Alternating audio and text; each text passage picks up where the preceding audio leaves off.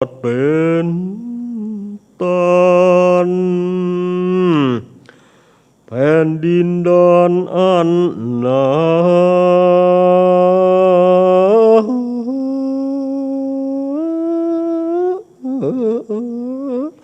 อาณาจารย์สังกายาว่าได้240,000 โยชนะขณะนาก็มาไว้วันโกงฟ้าก็มารันห้องแผ่นดินไหวหวันสนั่นก้องส่งเสียงห้องเนื้อนั้น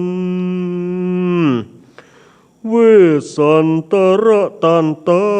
ตันก็มาตอดพระเนตรเล็งสัพพัญญูตัญญาณอันเลิศแล้วก็มากำเอา2 แขนลูกแก้วหยาดน้ำแล้วตอดเตตันส่วนว่าเซนอินดู2 กุมันนอลา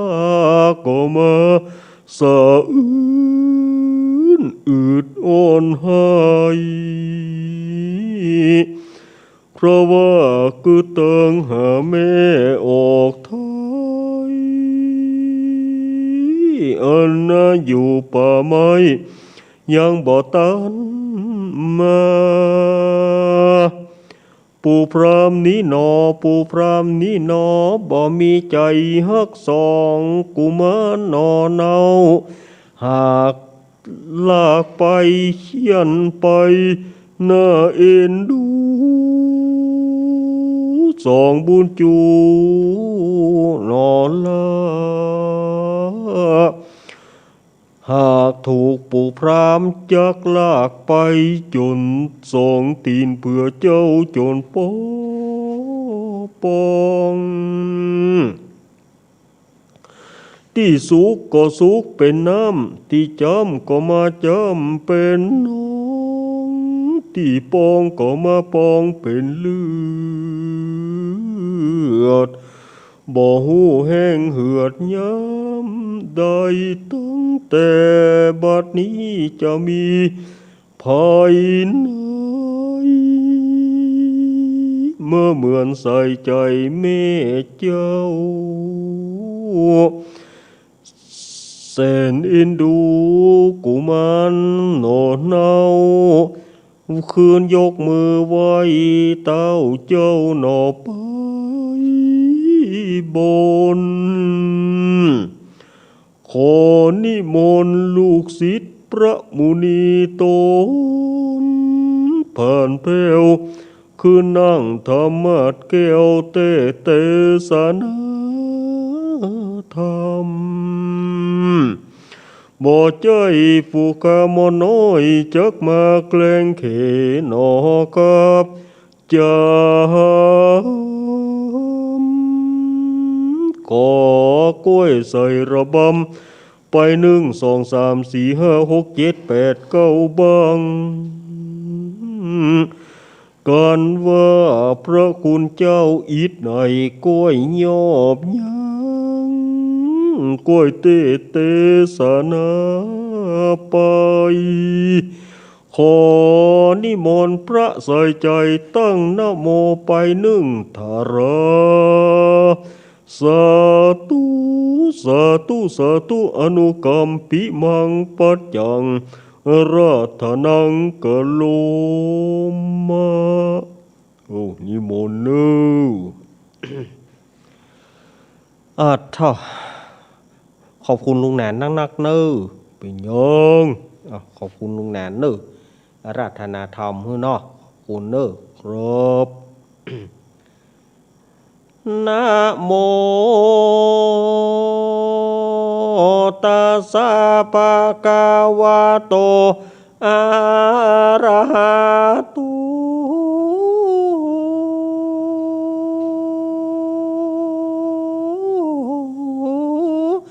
สัมมาสัมพุทธัสสะ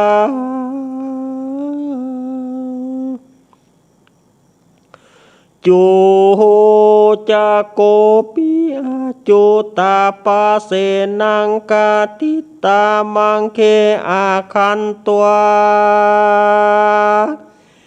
ยาวาจตุราสาโบกนีติรังปัตวาจินเต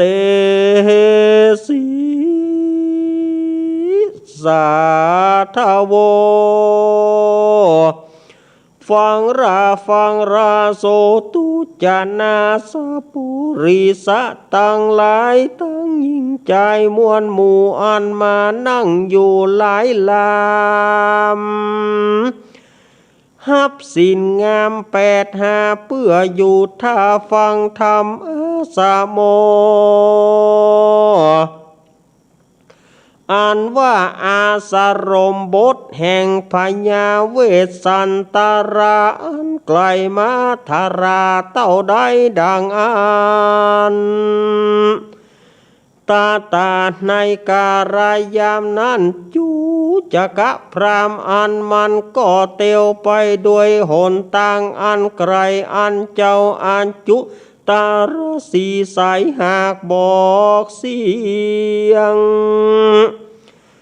ทุกข้อเคียงหนทางเต้านานแล้วมันก็มาถึงฝั่งเกียวโบการณีอันมีสีแจงจานตุรัสเสมอกันแล้วมันก็มารำเปิงในใจว่าอาจจะในวันนี้ก็หากเป็นการะวันอันคำตะวันตกตามลับดอยไปแล้วส่วนว่านางนอแก้วราชมาที่อันเป็นแม่สองสาลีพี่น้องจักเข้ามาสู่ศาลาจันแลมาตุกาโมนามันว่ามาตุกามชื่อว่าแม่หญิงตั้งหลายย่อมฮือหายย่อมฮือเดี๋ยวเนอะสุมาตรมาตุกะโมนามอ่านว่ามาตุกามชื่อว่าแม่หญิงตั้งหลายย่อมมีกรรมตรณีบ่หูติสารตานย่อมบันดาลฮือหายจากลาบแก่ญาจกวันนี้พวกตั้งหลายด่านเสวาน่าให้วันผูกเจ้ากันว่านางนอนาวราชมาที่อันเป็นแม่สองสาลี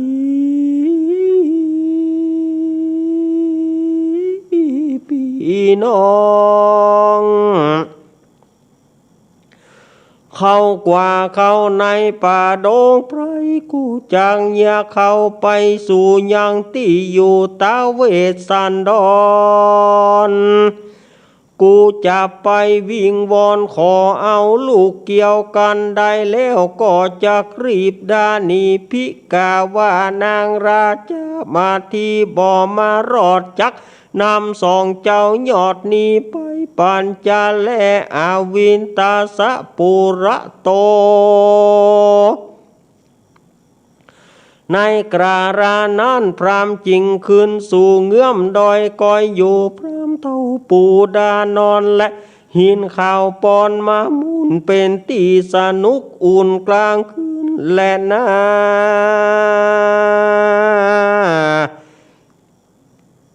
เอาละเนาะสดาญาติโยมอาตมาภาพก็ได้ใส่ระบำทำนองกันกุมารบันเป็นที่เรียบร้อยต่อไปนี้ก็จะเป็นการเล่าจะเป็นการเอามาเล่าให้ศรัทธาญาติโยมทั้งหลายได้ฟังกัน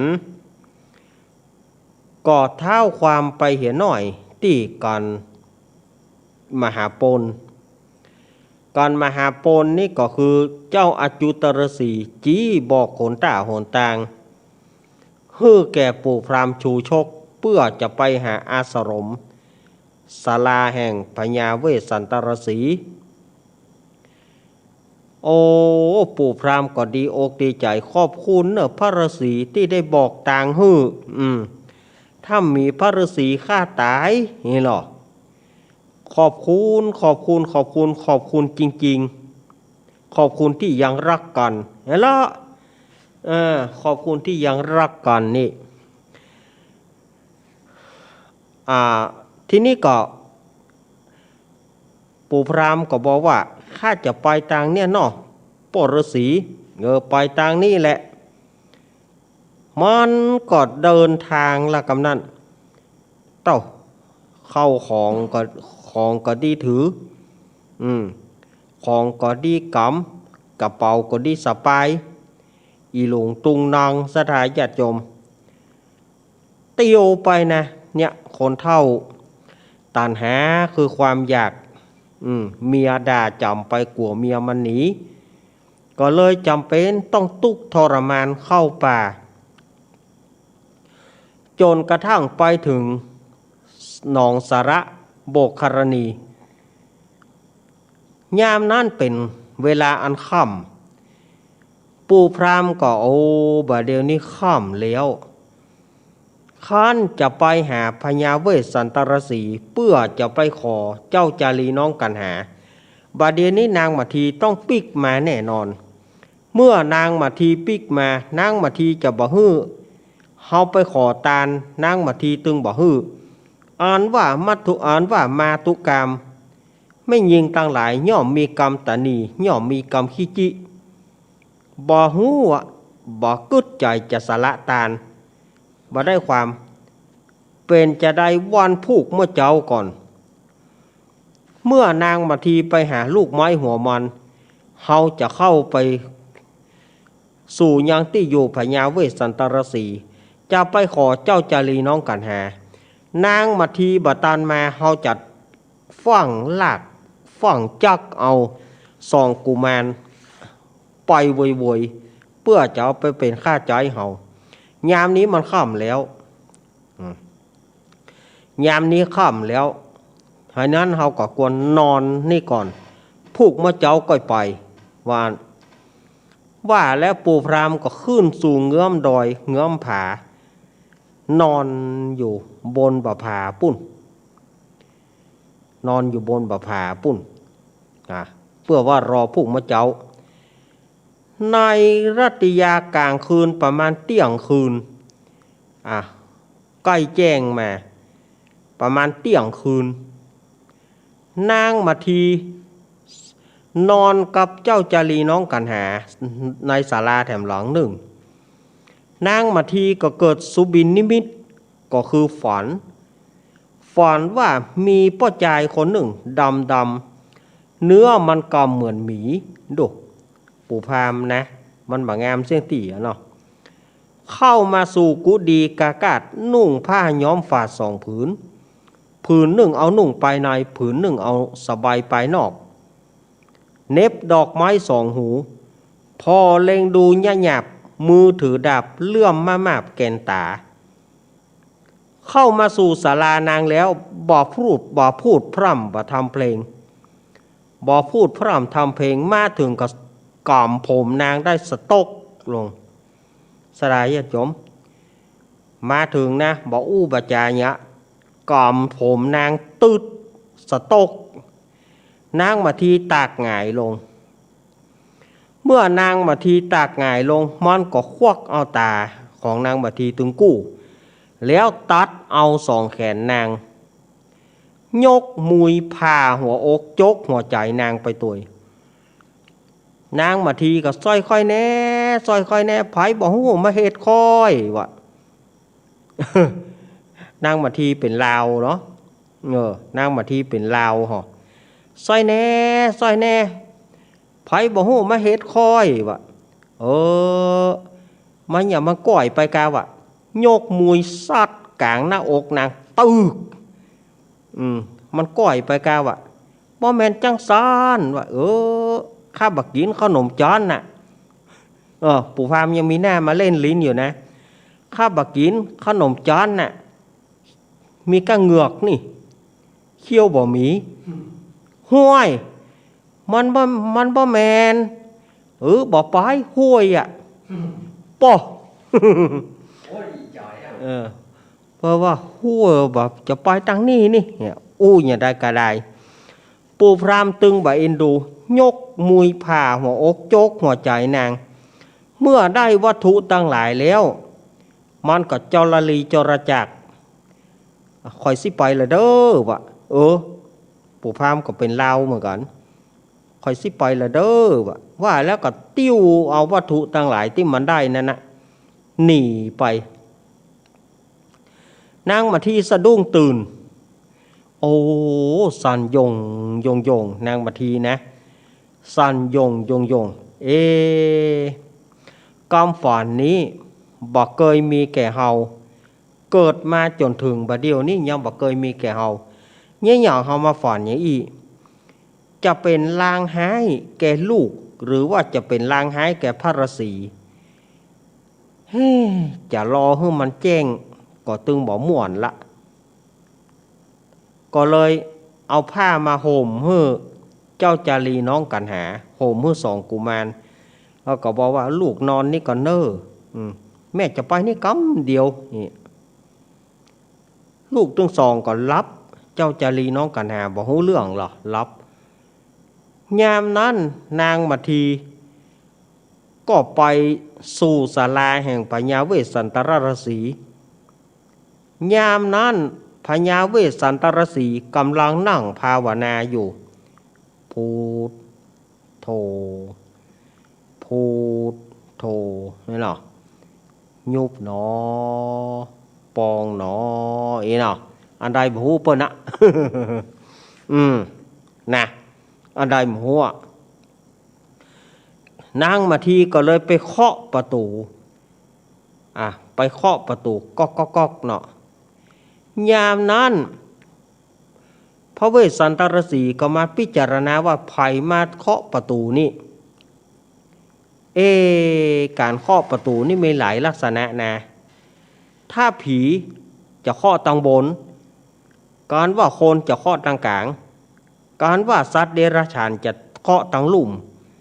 การเป็นเฮาก็มากระลุมมาเนอะ ถ้าเป็นเฮาก็กุ้มกระลุมมาเนอะบ่ต่อยทางบนทางลุ่มเนี่ยมาต่อยประตูเมื่อค่ำเมื่อคืนนี่นะมันตึงเมียเฮานี่บอนผูกนี่พระพอเตอะไข้หัวโกนเล่นเฮาแน่แต่พระเวสสันตรฤาษีเปิ้นพินิจพิจารณาดูว่าไผมาเคาะมาต่อยประตูนี่ผีต่อยทางบนคนต่อยทางกลางสัตว์เดรัจฉานต่อยทางลุ่มอันนี้มันต่อยทางกลางมันเสียงคนนี่ดูเปิ้นวิเคราะห์ถึงขนาดนี้กันนะเนี่ยเป็นเฮาก็ก๊อกเมื่อค่ำเมื่อคืนมันไปมีว่ะผ้ามีกี่ผืนเมียมันจะเอาโถมหัวโถมตีนบ่นะ เนาะพระเวสสันตรฤาษีก็ฮู้ว่าเคาะอันนี้มันเคาะทางกลางมันต่อยทางกลางแสดงว่าเป็นเสียงคนก็เลยถามว่าก๊อกมาทำไมวะจะพาเธอไปดูหนังเรื่องอะไรผีปีศาจมีขี้ผืน2 ผืนมาตื่นเธอมีกี่แกน2-3 แกนไปเจ๊กะข้อมาเลย ก็เลยถามว่าเป็นไผมาเคาะประตูนี่ไผมาตีมาต่อยประตูนี่นางมาทีก็เลยว่าข้าแหละข้าชื่อหยังข้าชื่อมาทีนางมาทีเฮาได้เฮือกติกาไว้แล้วบ่ใจกะว่าเวลาที่จะมานั่นน่ะก็มีอยู่2-3 เวลาก็คือเวลาหนึ่งเป็นเวลาที่นางจะมากวาดเพี้ยวศาลาและตักน้ำฉันน้ำใจแถมเวลาหนึ่งก็คือเอาลูกมาฝากกับเฮา แล้วแถมเวลาหนึ่งหลังจากที่ได้ลูกไม้หัวมันมาเสวยลูกไม้หัวมันแล้วนางก็ปีกไปเฮาได้ฮื้อกติกาอี้บ่ใจกายเนี่ยหยังนางถึงมาลืมกติกานางมาลืมกติกาเฮาเห็นแล้วกานางมาอย่างนี้ว่าเมื่อนั้นนางราชมัที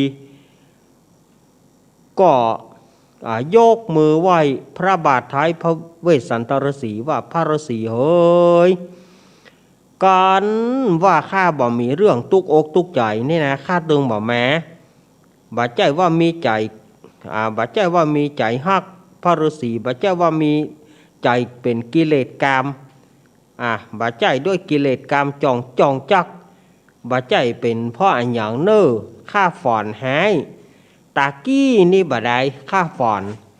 ข้าจะรอมันแจ้งก็บ่ม่วนใจข้าฝอนแต่ฝอนว่าพระฤาษีเฮ้ยขอพระฤาษีแก้กรรมฝอนให้ข้าบ่ได้ถ้าว่าพระฤาษีแก้กรรมฝอนให้ข้าแล้วข้าก็จะเมื่อละว่าเมื่อนั้นพระเวสสันตรสีก็ถามว่านางฝอนอันหยังอยู่นอกคณะเล่าปี่จะฟังนางมาทีก็เลยเล่าตั้งแต่เก่าให้พระฤาษีฟังยามนั้นพระฤาษีก็มาถือเอานิมิตกำฝันของนางมาทีก็หูได้ทันทีว่าหูได้ทันทีว่าแกตาตั้งสองแกนตาตั้งสองก็คือลูกแขนตั้งสองก็คือลูกหัวใจก็คือลูกนางจะต้องเสียลูกไปในวันผูกมะเจ้าวันผูกมะเจ้านั้นพราหมณ์ชูชกจะเข้ามาขอนางจะได้เสียลูกไปแต่ลูกเจ้าจารีน้องกันหาจะต้องจากนางไปคันว่าจะบอกความจริงแก่นางมัทีกลัวนางมัทีบ่ม่วนก็เลยบอกว่ามัทีเฮ้ยในเมื่อก่อนนางเคยกินดีนอนดีในปราสาทอันงามวิราชนอเรืองไรเจือด้วยสัตว์อ่อนกับตังผ้าผ่อนโกเจ้าสรีน้องเรานัดน้องทะลงเครื่องย่องเกียงคานกินอาหารหลายหลากจิ้นป่าหากนำมาใส่ไว้ในเต็มภาชนะใส่ไว้ในถาดเงินถาดทองบัดเดียวนี้นางมาอยู่ป่าไม้นางมาหนอนกลางดินกินกลางทรายตุกตั้งหลายเดือนไม้กินลูกไม้เอาใส่เหนือตองกินลูกไม้ใส่ตองนอนอยู่เหนือดินทรายบ่มีสัตว์ใบไม้ราดห้องนอนมือต่างหมอนสอดเก้าตุกจิมเจ้าจอมพางภาคการหนึ่งอ่านว่าธาตุนางอาจจะบ่สู้ก็ได้ ฉะนั้นนางอย่ามัวโศกเศร้าไปนอนกับลูกเต้าเหตุว่าแล้วก็ส่งนางปี้คืนนางมาทีก็บ่รับละนอนอย่าได้ก็บ่รับนอนอย่าได้ก็บ่รับฝ่อนหันคืนหุ่งวันนั้นมาแสนจะยุ่งเตียวบ่นุ่งเอามุยเน็บเอียวเอาเตียวบ่นุ่งเอามุยเน็บเอียวอย่างใดมันก็เข้าแท้แน่นอน นอนบ่รับฝ่อนหันคืนหุ่งเนี่ยเตียวบ่นุ่งเอามุยเน็บเอียวเนี่ยมันชักจะยังไงอยู่แน่ พอถึงแจ้งมานางมาทีก็ลูกมาล้างหน้าสีตากวาดเพี้ยวศาลาอารามเกียมน้ำฉันน้ำใจแปลงสีฟอนยาสีฟอนไปถวายแก่พญาเวสสันตรสีแล้วก็ไปอุ้มเอาเจ้าจารีน้องกันหาวันนั้นนางกึดเติงหาลูกเป็นพิเศษอุ้มเจ้าจารีน้องกันหาหอมแก้มตัวหอมหน้าผากตัวแล้วก็บอกว่าลูกแม่เฮยเอ้ยเฮยอ้ายเฮยอ้ายจารีเอ้ยกันหาแม่ฝอนตะคืนนี้แม่ฝอนบดีแตะบดีว่าวันนี้นะเฮ้อลูกอยู่กับพ่อฤาษีเนอะจะไปไก่เจ้าพ่อฤาษีลูกอย่าได้ประมาทเป็นอันขาดจงอยู่ใกล้พ่อฤาษีเฮ้อภัยมาห้องมาอย่างจะไป แม่กลัวเป็นภัยอันตรายว่าและนางมาทีก็ให้ตัวแล้วก็อุ้มเอาลูกไปฝากพระฤาษีแล้วก็บอกว่าพระฤาษีพอลูกตัวเนอพระฤาษีพอลูกตัวเนอพระฤาษีพอลูกตัวเนอแม้ชักรำคาญไม่รู้ไม่ชี้พระฤาษีว่าแหมชักรำคาญไม่รู้ไม่ชี้ก็น้องไปหลายวันก็บอกแล้วไงก็ไปเถอะนะบอกเป็นนายว่าน้องต้องไปหลายวันว่าอันนางมาทีก็ถือเอาเสียมกันเราบ้องจอดกับเจ้าสอดกันลีเพื่อจะไปหาหัวมันลูกไม้วันนั้นนางให้ตัวนะสั่งอยู่ฮันนะปอฤาษีพอตัวเนอปอฤาษีพอตัวเนอ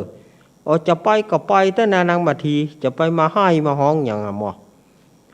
นางมาทีก็ตึงอดมาได้ให้เข้าป่าไม้ไปยามนั้นย้อนมาถึงพราหมณ์ชูชกมันก็มาเลงว่าบัดเดี๋ยวนี้การเวลานางมาทีคงจะไปป่าแล้วก็ฟังอาบน้ำกินข้าวไง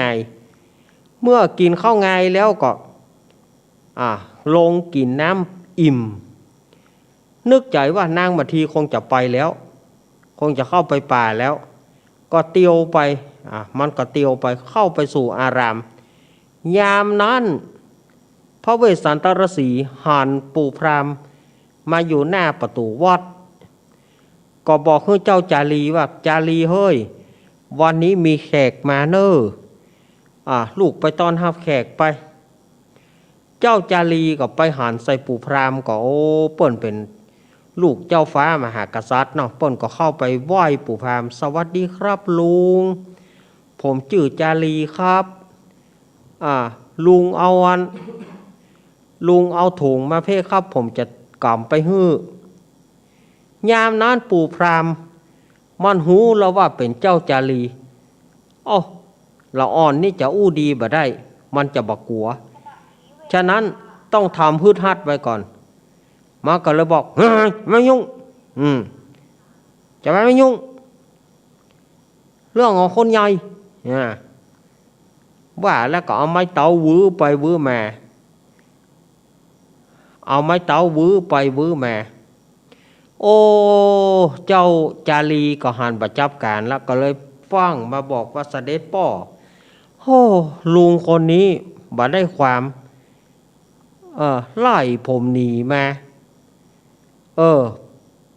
ป่อพญาเวสสันตรสีก็เลยบอกว่าจ้างมันเตอลูกเมื่อเปิ้นบ่ตอนเปิ้นบ่ฮื้อเฮาไปใกล้ก็บ่ทับไปใกล้เปิ้นนะ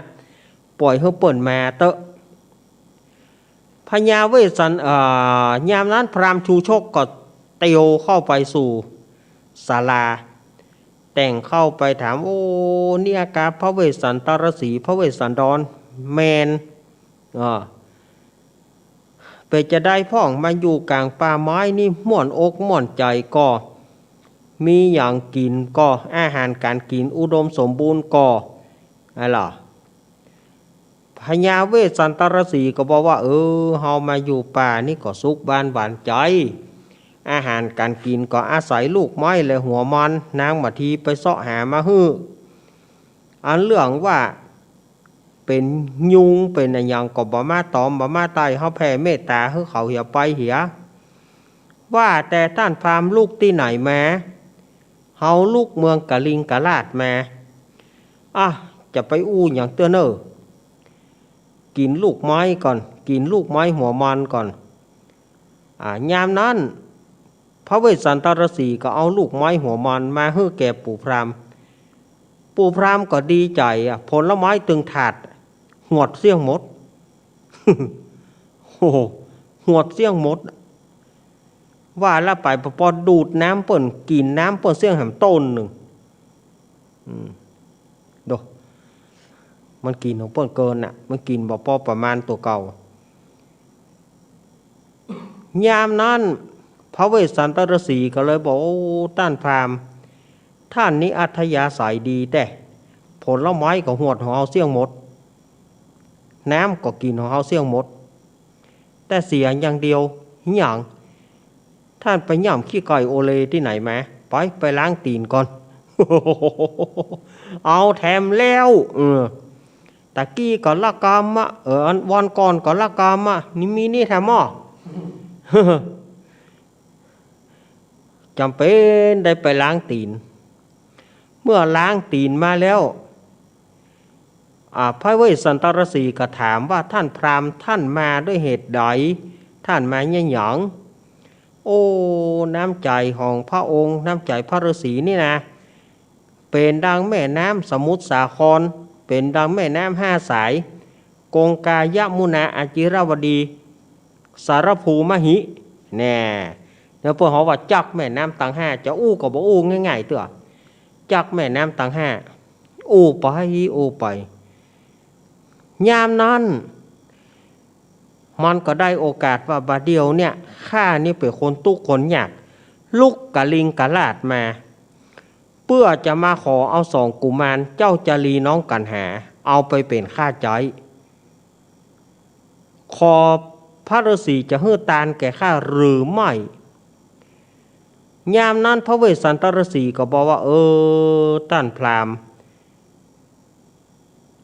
เฮาเนี่ยตึงจะฮื้อตานเพื่อแลกพญาสัพพัญญูพุทธเจ้าเพื่อจะแลกเป็นพระพุทธเจ้าในอนาคตการเฮาฮื้อตานแต่ว่าขอท่านพราหมณ์รอนางมัทธีก่อนเมื่อนางมัทธีลูกป่ามาเฮาจะฮื้อตานยามนั้นปู่พราหมณ์ชูโชคมาก็บอกว่าบ่เอาแม่ยิงย่อมจะบ่ฮื้อตานพระองค์จะบ่ได้ตรัสพญาสัพพัญญูกับพ่อนางมัทธีถ้าว่าพระองค์ฮื้อตานนางมัทธีจะลู่เอาบ่ได้ข้าจะต้องเอาไป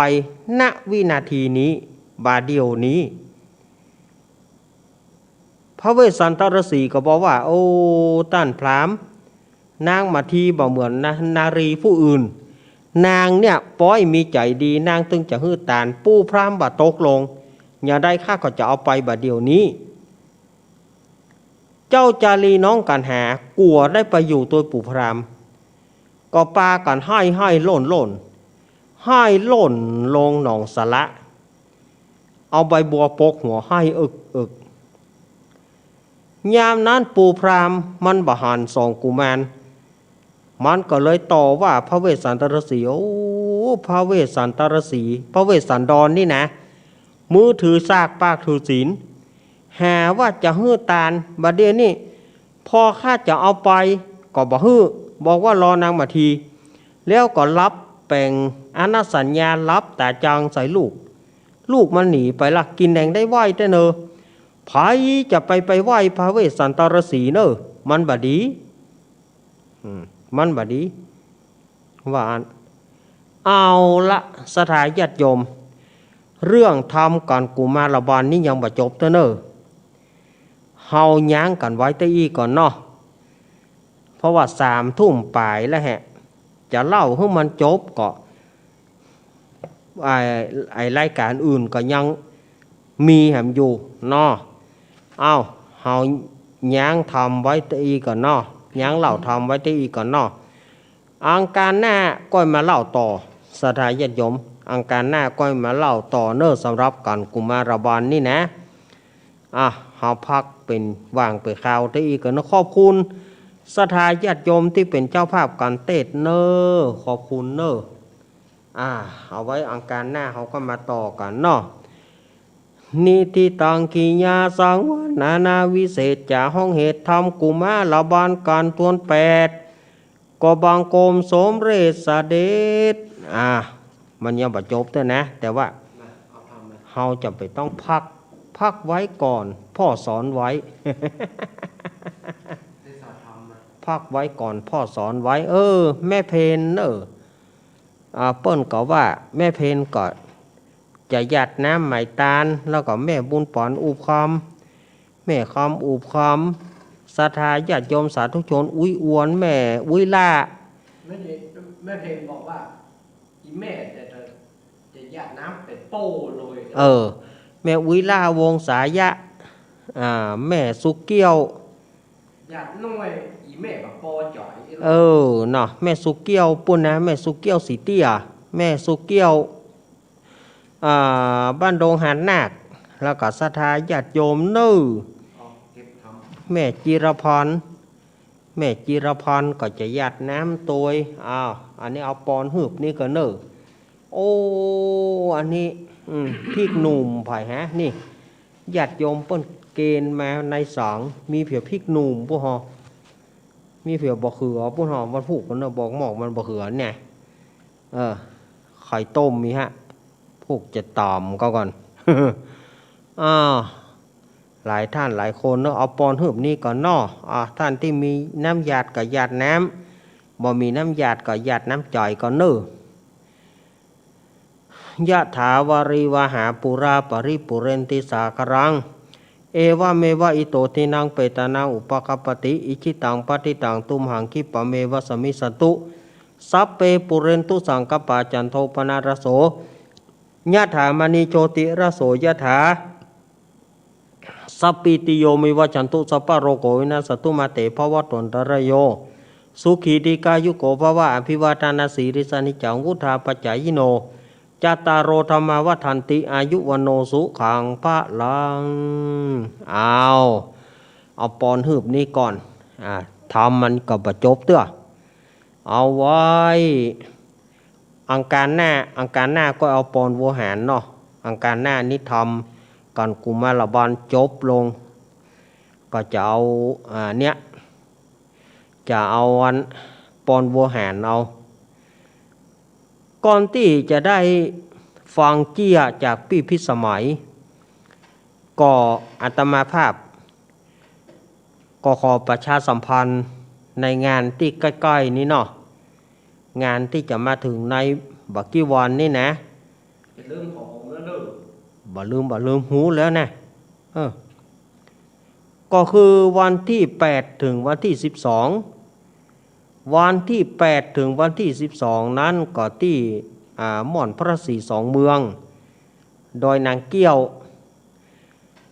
เปิ้นก็จะมีการเข้าลูกขมูลกำก็หรือว่าเข้ากำปฏิบัติธรรมตั้งแต่วันที่8ถึง11ก็จะมีการพัฒนามีการฟังเทศน์ฟังธรรมนะในช่วงวันที่8ถึง11นี้ก็จะมีครูบาอาจารย์ที่เปิดมาออกรายการกู้วันจันทร์ถึงศุกร์จะสลับซับเปลี่ยนกันมาเทศน์ธรรมเพื่อสถาญาติโยมเขาได้ฟังกันในวันที่ม่อนพระศรีสองเมืองวันที่8ถึง11ก็เริ่มตั้งแต่เวลา10โมงถึง11โมงก็ฟังธรรม1ผูกแล้วก็บ่าย2โมงถึง3โมงฟังธรรมแถม1ผูกเมื่อคืนก็ทำว่าสวดมนต์สนทนาธรรมกันส่วนวันที่12ก็จะมีการบรรจุหัวใจพระธาตุพระศรีสองเมืองก็น้อมเจริญปอนสถาญาติโยมก็ไปร่วมทำบุญในตามวันเวลาดังกล่าวเนาะ8ถึง12แล้วก็วันที่9มกราคม65นี้ก็เปิ้นก็จะมีการทำบุญถวายทานสถานีวิทยุ 104.50 เมกะเฮิรตซ์วัดฝ่ายหินตำบลสุเทพอำเภอเมืองจังหวัดเชียงใหม่แล้วก็จะมีการทอดผ้าป่าเพื่อบำรุงสถานีและก็บำรุงวัดฝ่ายหินโดยการนำของพี่พิสมัยสุริโยดรหัวหน้าทีมธรรมะคลายเครียดซึ่งรายการธรรมะคลายเครียดเราได้จัดกันมาเสาร์อาทิตย์เนาะโดยพี่พิสมัยนี่เปิ้นเป็นหัวหน้าทีมแล้วก็อาตมาก็อยู่ในทีมในทีมของ พี่พิสมัยตัวเจเจตัวแล้วก็ทุกท่านรายการธรรมะคลายเครียดนี่เนาะฉะนั้นก่อนน้อมเจริญปอนเนอร์สถาญาติโยมไปห่วมกินห่วมตานกันไผที่จะเอาห่อเข้าไปกินด้วยกันน้ำพริกน้ำปูปลาทูจีฮ้อนน้ำพริกกอมปิน้ำพริกกาอันอย่างกาจิ้นส้มปลาส้มเอาไปกินด้วยกันอันนี้อันนี้มันเป็นอันนี้มันนอนตายตัวละแต่ของที่เราจะเอาไปกินห่วมตาลห่วมเปิ้นเอาไปกินห่วมกันมีอย่างก็ไปกินห่วมกันโอ้ม่วนอกม่วนใจเนอะวันที่9 มกราคม 65เนอะตั้งแต่เจ้าไปต้นไปอาตมาก็จะไปนอนพุ่นวันที่8จะไปลวดจัดรายการปุ้นเนาะจะไปแจมห้องทรงใหม่เพื่อนนะจะไปแจมห้องทรงใหม่เพื่อก่อนวันนั้นก็คงจะไปจัดการปุ้นเนาะขอให้ไม่มีอุปสรรคอันใดเนาะอาตมาก็จะไปห่วมกินห่วมตานกับศรัทธาญาติโยมพุ่นวัดฝ่ายหินบ่เนออันนี้ก็65วันที่9 มกราคมตรงกับวันอาทิตย์เนออาจจะไปลืมห่วมกินห่วมตานกันเนอเอาละปี้พิสมัยพร้อมก่อ3 ทุ่มกว่าแล้วปี้พิสมัยพร้อมก่อเอาข้อความเนี่ยแหละถ้าผ้าปี้พิสมัยป้นพร้อมเกาะเจิญเลยเนอเจิญเลยถ้าป้นพร้อมเนาะป้นก็บอกนะตะกี้ว่าถ้าว่าปี้สัญญาณปี้มาจ้าก็น้องเนนเอาอย่างมาเล่าก่อนก็ได้เนอนี่นะแต่ว่าถ้าเปิ่นพร้อมก็เจิญเลยทุกเมื่ออาศัยอื่นอาตมาเนี่ยบ่ฮับเตอเนอบัดเดี๋ยวนี้3 ทุ่มกับ14 นาที15 นาที5 4 7ล่างว่าแม่นเนาะ6 3 3 8แม่นละ6เจิญเลยเจ้าก่อนอื่นก็ต้องขอนมัสการพระเถรานุเถระทุกรูปทุกตนทุกองค์แล้วก็ผอ.สถานีทุกท่านเจ้าที่คุมรายการอยู่ในขณะนี้นะเจ้าแล้วก็ขอนมัสการพระอาจารย์อารักษ์ปัญโยนันท์ตัวสวัสดีเจเจ้าสวัสดีปีเนอร์เจ้าแล้วก็สวัสดีคุณผู้ฟังที่ฟังอยู่ตรงบ้านทุกท่านด้วยนะเจ้าก่อนอื่นเนี่ยก็ต้องกราบขอบพระคุณพระอาจารย์พระครูอภิวัฒนวิกรมเนาะที่เป็นเจ้าเครื่องเสียงของต่างวัดต่างๆเจริญไปช่วยวัดฝ่ายหินของเขาเนี่ยเจ้าอันนี้สำหรับอาหารการกินเนี่ยข้าเจ้าก็ได้เตรียมเอาไว้ก็ค่อนข้างจะหนักเหมือนกันนะเจ้าก็ต้องขอนิมนต์พระคุณเจ้าที่ฟังรายการหรือว่าออกรายการนะเจ้าเพราะว่าเราไม่ได้เชิญไม่ได้นิมนต์เป็นทางการนะเจ้าถ้าฟังอยู่ก็นิมนต์ตัวนะเจ้าเนาะหรือว่าฟังพระครูอภิวัตรเป็นนิมนต์ไปก็ขอเชิญตัวนะเจ้าเพราะว่าทางข้าเจ้านี่บ่ฮู้จักนะเจ้าเนาะว่าอาหารการกินนี่คิดว่าพร้อมนะเจ้าพร้อมเตรียมไว้นักเหมือนกันนะเจ้าคิดว่าสัก40-50นี่สบายๆนะเจ้าเนาะมันได้เดือดร้อนแล้วคุณผู้ฟังที่ไปร่วมก็เป็นพระอาจารย์เรารักว่านะเจ้าเขาจะขออย่างไปก็ได้นะเจ้าเอามากินกันนะเจ้าเนาะสำหรับเจียววันนี้เนี่ยก็จะมีเจียวสั้นๆบอก ปอยาวเท่าไหร่แต่ว่าเป็นเชี่ยของคนขี้เล่นกับคนที่ขี้เกียจนะเจ้าสองคนนี้เป็นเพื่อนกันแล้วก็ไปทำงานด้วยกันตลอดมันเป็นเพื่อนกันได้จังใดมันคบเป็นได้จังใดสองคนนี้ว่าบรรยากาศด้วยกันทั้งวันนะมีวันหนึ่งสองคนนี้ก็ขี่รถไปทำงานด้วยกันบรรยากาศด้วยกันนี้เนาะสมัยก่อนเนี่ยเข้ามานี่นะ3 ห่อ 5 บาทเนอะมันจะหมอก10 บาทมาเดียวแน่นอนหมออันนะเนาะ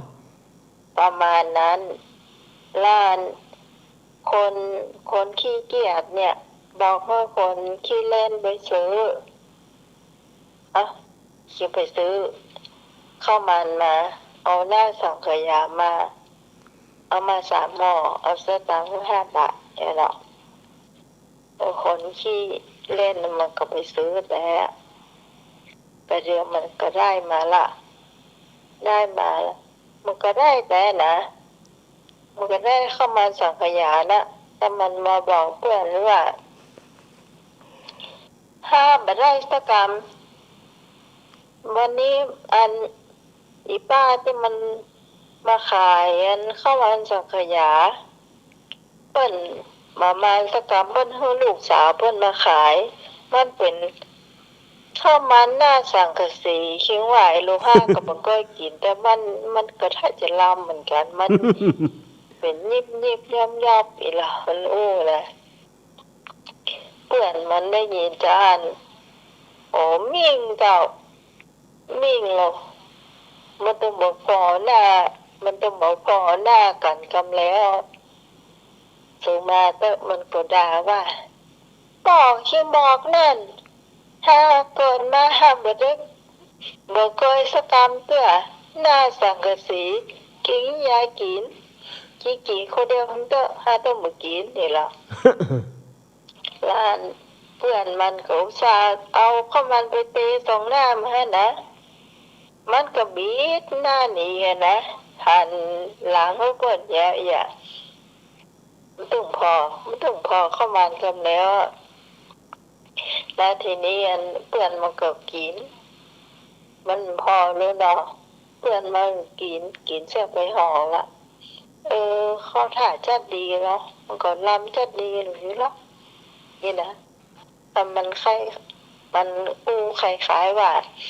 ใครเปื่อนมันหันมาแต่คนขี้เกียจขี้มิ่งมันมิ่งนอกมันต้องหันมา มันก็เตะหอที่สองกินไปแหมกินเสี่ยงไปละแล้วทีนี้มันเตะหอที่3เจ้าเตะหอที่3ฉันว่าไอ้ตัวนี้มันยังมาดักดีมันก็กินเอาแล้วมันเหลียวพอจ้ะมันเหลียวมาพอแล้วมันก็เป็นหน้าสังขยา คิงบอกให้ว่าหน้าสังกะสีอิ่วยา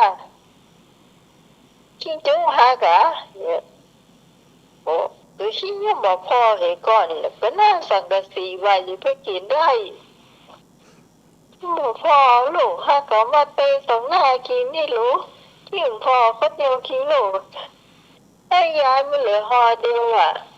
ให้พ่อกินกะให้พ่อกินว่าคิงกินเสื้อไป2ล่ะคิงต้องไปซื้อมาให้ใหม่ต้องมามีเอามาเลยลูก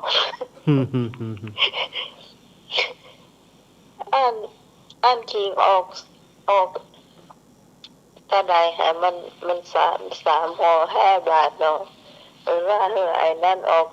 3มันออกแถม2เนี่ยกะ ไปซื้อมาให้ใหม่เพื่อจะได้เป็น4 ห่อแล้วจะได้แบ่งกันกินแถมเนี่ย ถ้าคนได้กินไปก่อนกันเนาะมันจะได้เปรียบแต่เพื่อนมันเป็นได้เปรียบอยู่ดีคนขี้มิ่งคนขี้เกียจเลยนะคนขี้เล่นนะ ไปซื้อมาเจ้า อันนี้รอบสองไปซื้อมามันก็มาบอกอย่างเดิมมันจะบอกอย่างเดิมเก่ามันว่าโอ้ไปจ้าไปหน่อยอันมันเหลือหน้าสังกยาอยู่ตัวอ่ะมันได้หน้าบาป้ามาให้อันที่ว่าอันเอาหน้าบาป้าที่เอาหน้านี้ไปเหรอ จบเจ้าอันนี้มันเป็นเรื่องของคนขี้เกียจนะเจ้าอย่างใดก็พอให้มันโหอย่างเนาะก็อุตส่าห์ไปเตะตั้งหน้าให้พ่อเห็นหน่อยเนาะเจ้า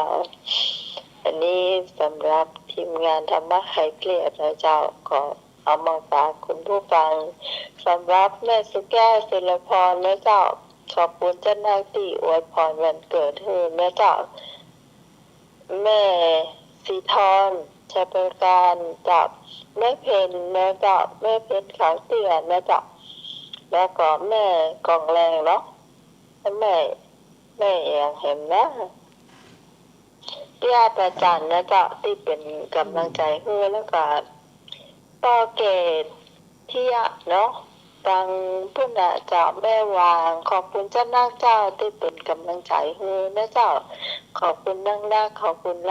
ลายเจ้าขอบคุณเจ้าสวัสดีเจ้าเอาละเขาก็ได้ฟังเกี่ยวไปแล้วเนาะเกี่ยวปีพิสมัยเปิ้นก็ได้เล่าให้ศรัทธาญาติโยมได้ฟังกำเดียวกันเนาะศรัทธาญาติโยมที่จะเปิดจะวางสายที่จะโทรมาหาอาตมาภาพนะวันนี้ผิดถูกเนอะวันนี้นะฟังเจี้ยม่วนไปกับหมูวันนี้บ่ได้ผิดกินตามเดิมอันนี้ก็เปิ้นขอแม้ศรัทธาญาติโยมเปิ้นขอให้ถึงเรื่องซิกปกหรือว่าซิกบกเปิ้นขอมาว่าคือตอบออกวิทยุกำเนิดความหมายมันเป็นจะได้ซิกบกหรือว่าซิกบกนี่มันเป็นการที่ว่าเอาเตี่ยวหนุ่งตั้งนอกเอาผ้าเหลืองใส่ตั้งไหนก็คือมีสบงกับอังสะเหลืออยู่เอาผ้าเหลืองมาปอกเอาเตี่ยวเอาเสื้อมาปอกหนุ่งไปนะเพราะว่าซิกปกหรือว่าซิกบกจะซิกแท้กับว่าใจอย่างว่าจะว่านกก็มีหูจะว่าหนูก็มีปีกเงี้ยกันเนาะจะห้องมันน้อยหนานแต่กับว่าใจเตื้อมันก็มีผ้าอยู่ มันก็มีผ้าอยู่ตั้งนายอยู่เนี่ยถ้ามันซิกไปแต่นั่นก็คือว่ามันจะต้องบ่มีผ้าเหลืองละซิกแต่ก็คือนุ่งผ้าดำผ้าแดงไปเลยอันนั้นเพราะว่าเป็นน้อยเป็นหนานสมบูรณ์แบบถ้าซิกบกนี่มันก็คือเกิงกลางหางมะเนี่ยมันอย่างว่าที่อาตมาว่าแต่เกี้ยนกก็มีหูหนูก็มีปีกก็เปิ้นอย่างใดก็เปิ้นหูอยู่จะห้องมันอ้อยเนอก็ผ้าเหลืองมันมีจะห้องมันผ้าเนอก็มันนุ่งเตียว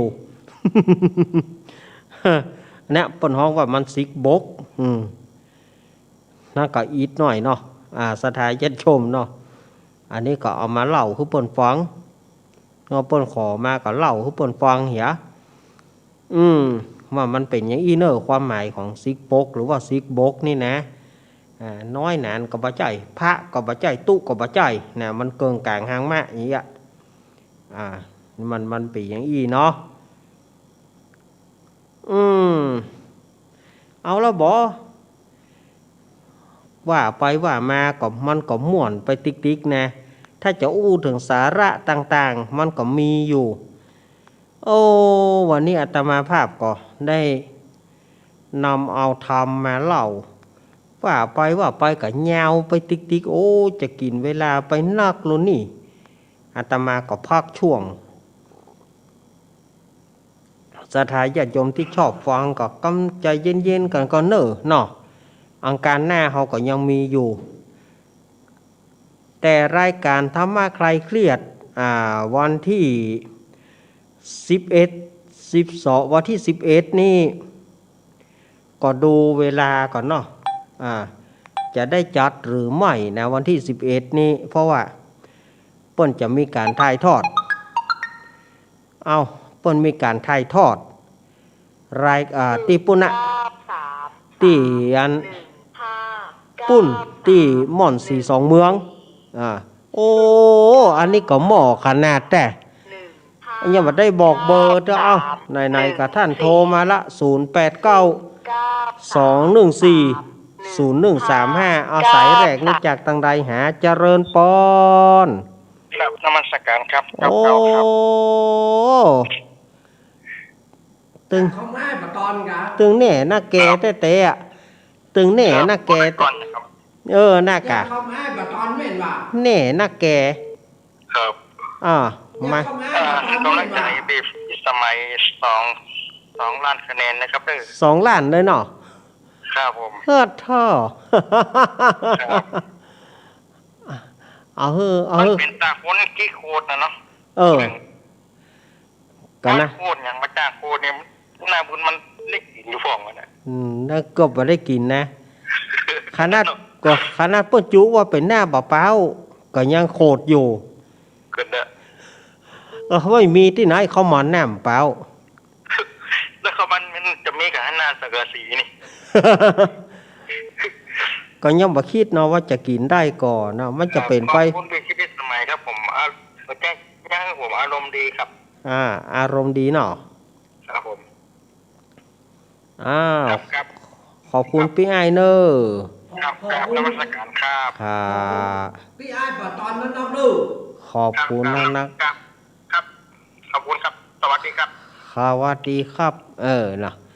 พี่ไอวางสายให้จิมสู่แม่เตอเพราะว่าสายอื่นเข้าแม่81020969199เจริญปอนเจ้ากันไม่แสบเจ้าเน้นแม่สุเกี้ยวศิลพรสิเตี้ยมันโฮงละปุนเลยมาแล้วได้น้ำมนต์กาได้ถึกจัดจ่าโดยได้ฟังธรรมโดยเด้อครับโยมพี่พิสมัยเล่าเตี้ยนั่นแหละธรรมะคลายเครียดนั่นแหละม่วนเตี้ยเพิ่นว่าโคนเฮาดูโคนน่ะเป็นโคนขี้เกียจขี้โคตรนี่มันบัดดีมันโคนขี้เล่นมันถึงเล่นไปเลยมันเล่นมันกำเล่นมันเล่นม่วนเนี่ยแล้วมันขี้เกียจมันเลยก้อนน่ะก้อนเนาะกำลังใจโยมพี่สมัยนะเจ้าเอามาเล่าติดๆเด้อกับนี่แน่มันม่วนดีเด้อโยมพี่สมัยเจ้าขอบคุณเจ้าเน้นกลับไปสาธุเด้อเจ๊กำลังใจเจ๊ตัวเด้อเจ้าสาธุเจ้าแม่อุ้ยสุเกี้ยวสอนศรีนุสรศรีลาพรศรีเตี้ยมาแล้วเนอะแม่อุ้ยวางสายฮือก96332เขายังตามได้บอกเราบ่เดนนี่นะเจริญปอน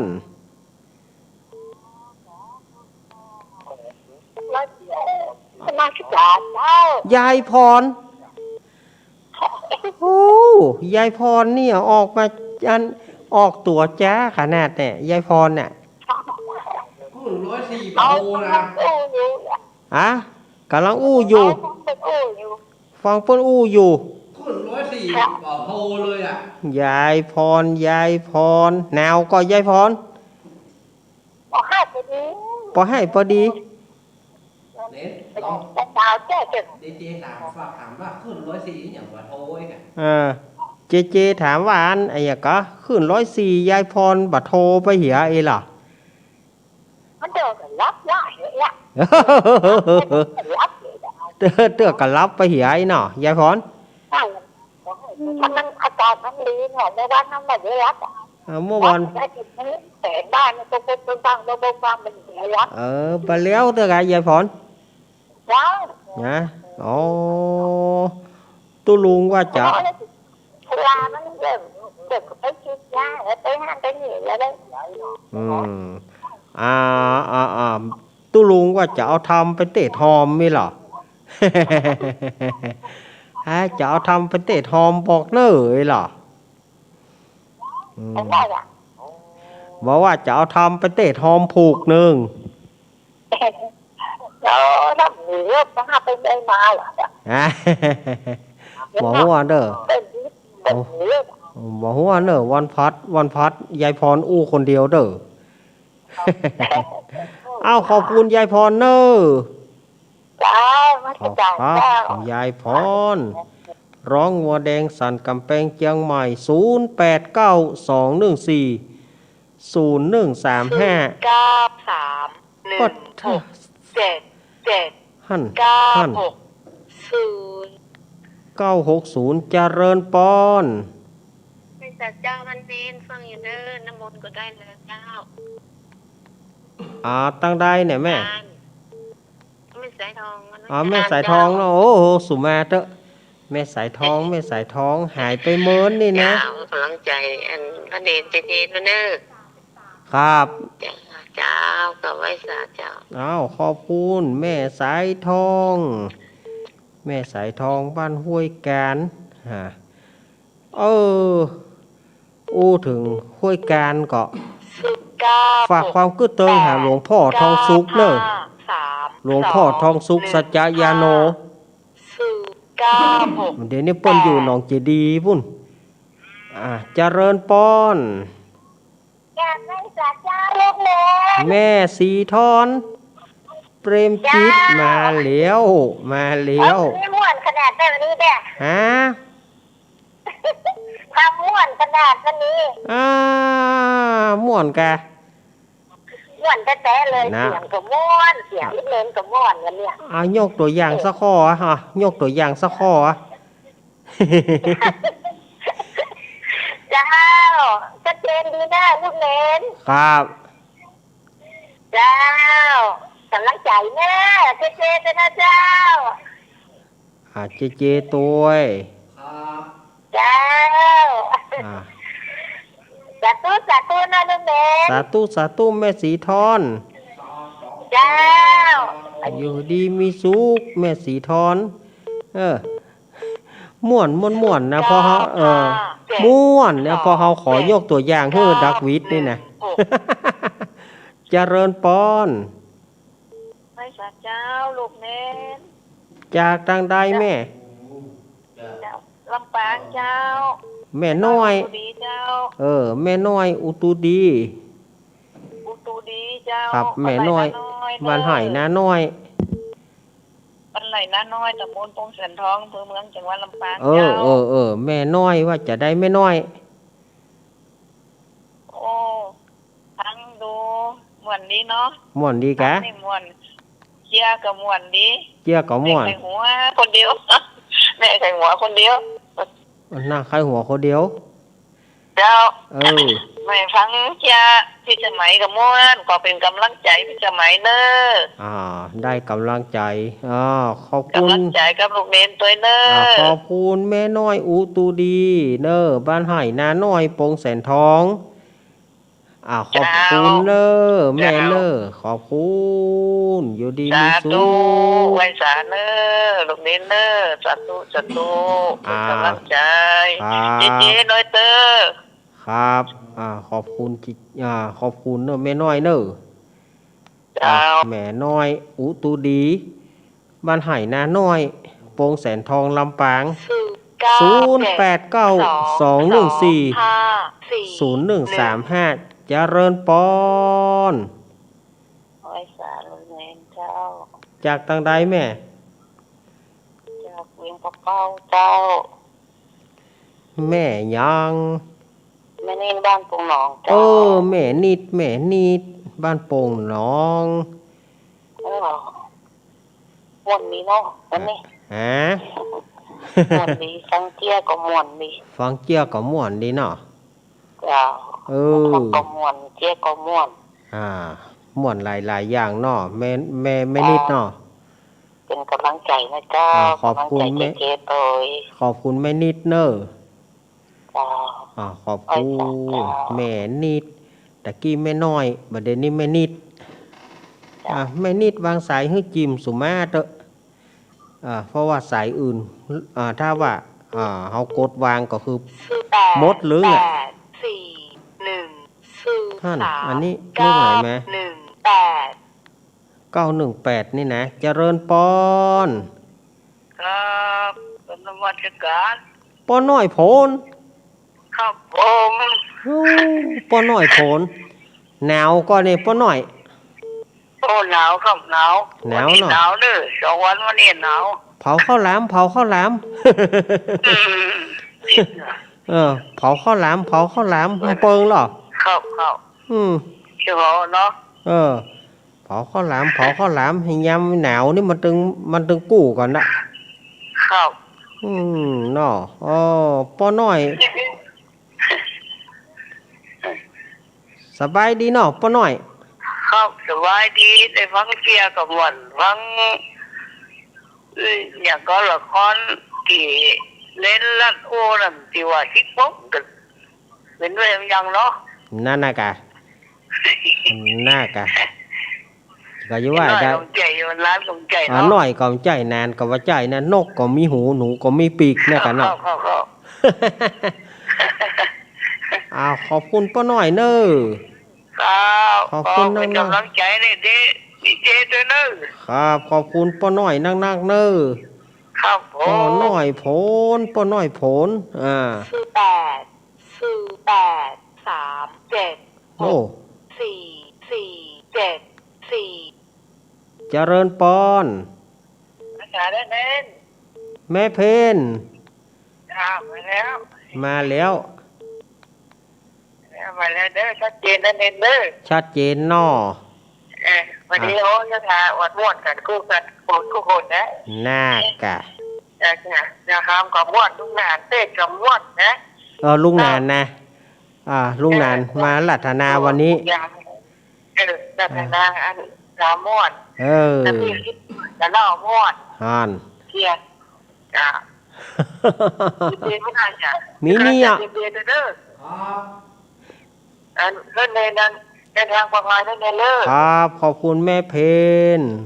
ทางกระจายจ้าไว้จ่ายในเด้อที่ห้ามการเต้นเด้อ ครับ มีป้อบุญทาเด้อ ป้าบุญทา ป้อบุญทาวันได้สีวันหนองร่องเนาะ แม่ว่าไปเลย ป้าเจิญแม่นวลแม่จันทาศิลปางป้อบอลแม่อนงฝันอันตาก็จางเด้อ แม่ว่าแม่เพนว่าไปเลย เจ้าเนาะคืออ่านชื่ออ่านมาเดียวเนาะ ครับ ภาษาเจ้า ขอบคุณแม่เพนอีกอะ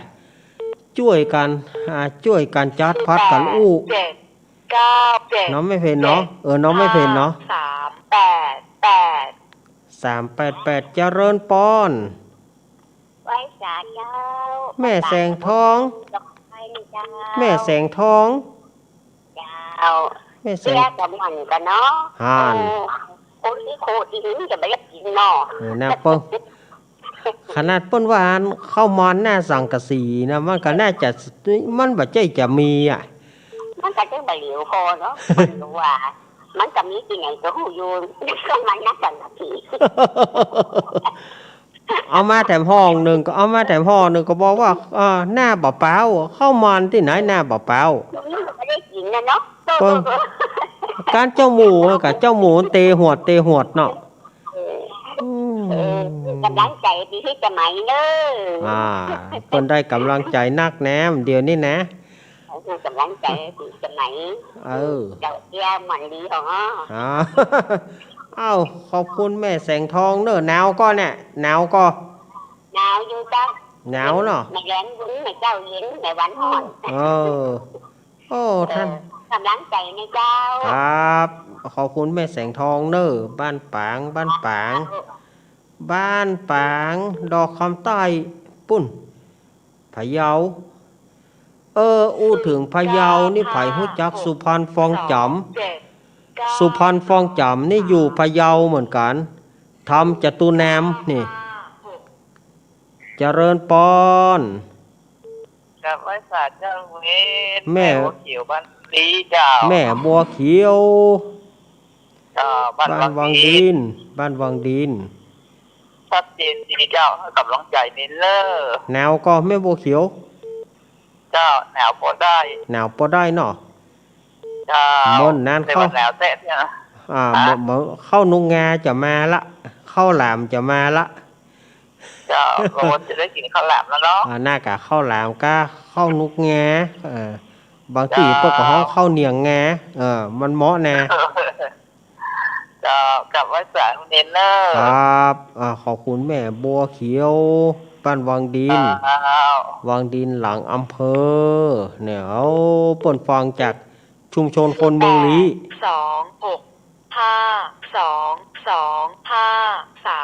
26522534อุ้ยอ้วนหาอุ้ยอ้วน ยาว เออเนี่ยกะทางดักวิทไปเหียลูก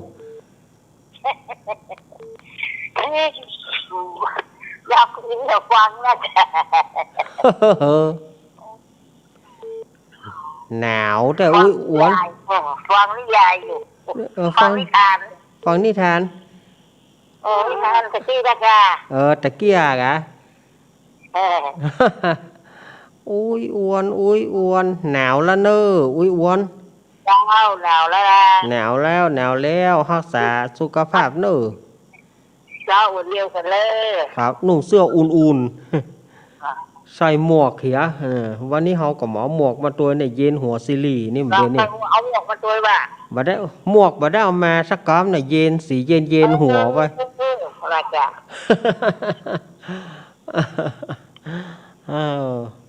อ้าวขอบคุณอุ้ยอ้วนนักๆเนอเป็นกำลังใจกันนะครับ ขอบคุณอุ้ยอ้วนเนอ เจ้า เดี๋ยวดีมีชุกอุ้ยอ้วนของเฮาอุ้ยอ้วนกิติรังกาอันนี้ก็เนออุ้ยอ้วนเนี่ยสันขวางสันติสุขมีอยู่ก็0897697231เจริญปอน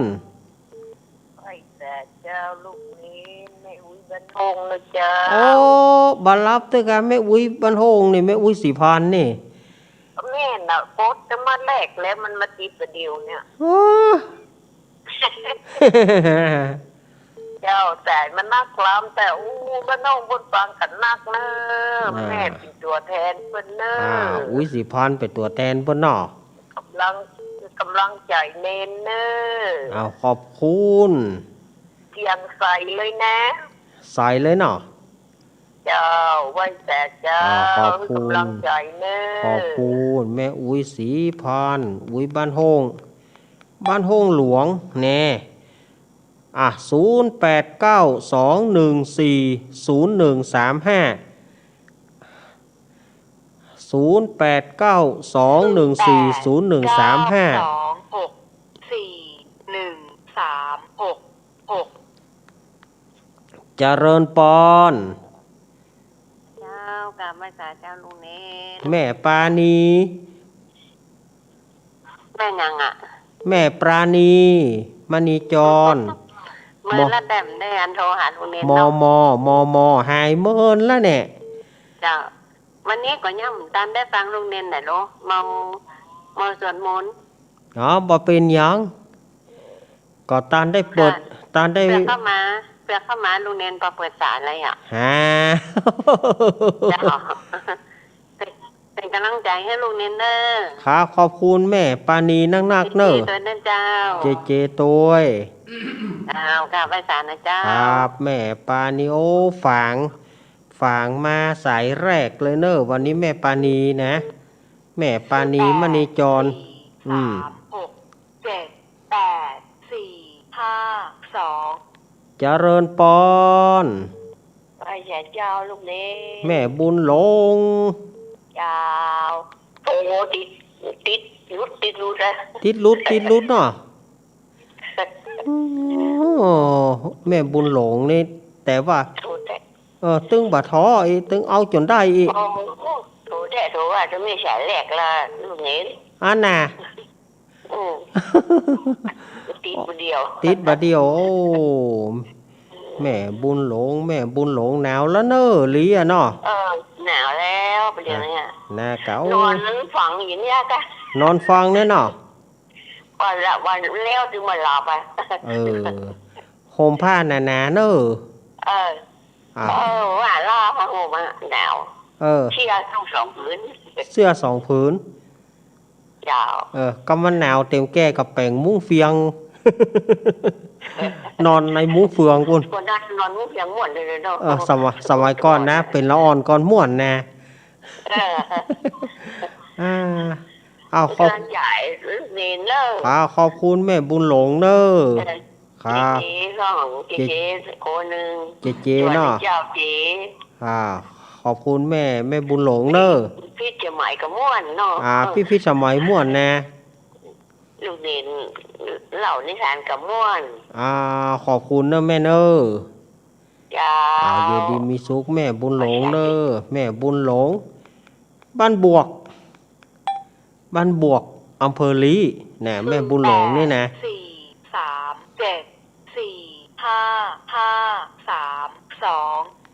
437455332 532เจริญปอน ครับไว้จ้าลุงเน่นรอก็ตั้งแต่สายแรกดู ฮะ ก็ตั้งสายแรกดู กดตั้งสายแรก จ้า มาได้สายนี้ คำจันขวางในใจปัดยาว เอามาละสันขวางฝ่ายแดงมาก่อนละฝ่ายน้ำเงินมาตัวย สันขวางฝ่ายแดงมาละอุ้ยอวนนี่ฝ่ายน้ำเงิน แม่พังนั่นแม่พังคนขี้โคตรในบ่อนดีลูก ม่วนนี่